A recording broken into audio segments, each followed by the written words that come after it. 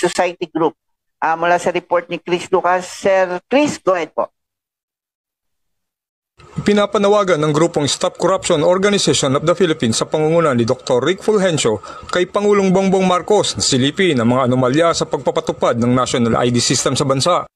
Ayon kay Fulgencio, simula't-simula pa lamang ay may anomalya na sa usaping ito dahil sa halip ng Philippine Statistics Authority, ang pangunahing ahensya ay naging ang Bangko Sentral ng Pilipinas ang siyang naging punong abala sa hindi anya malamang dahilan. Dagdag pa ni Fulgencio, ayon sa Republic Act No. 11055, ang PSA ang siyang naatasang primary implementing agency upang ipatupad ang probisyon, habang ang kumpanyang Allcard Incorporated na siyang nakakuha ng kontrata sa paglilimbag ng National ID ay hindi anya financially at technically capable upang tugunan ang pangangailangan sa National ID base sa napagkasunduan.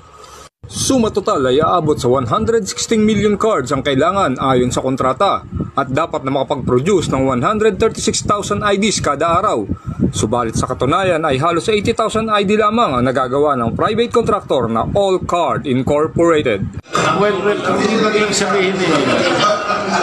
ibig lang sabihin nun base sa direksyon ng Presidente Marcos, i-fast track. Kailangan susugan mo yung direksyon ng Presidente. Ang marching order niya, i-fast track niya yan.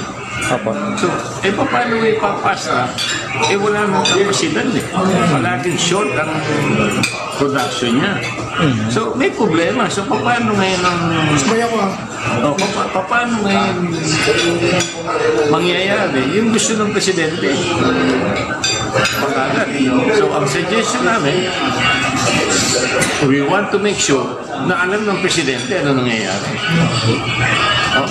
So, by this forum, by this letter to the President, pinapaalam natin na may problema. At ang request namin, cancelin yung kontrata sa Allcard at award ito, kailangan siya pwedeng kumuha para mapastra na nakasusunod sa direksyon niya. Mula rito sa Quezon City, ako si Chris Lucas, nag-uulat para sa DZRJ 8:10 AM, ang Radyo Bandido TV. Maraming salamat Sir Chris Lucas at maraming salamat kay Eric Catan sa pagsama sa ating ngayong araw.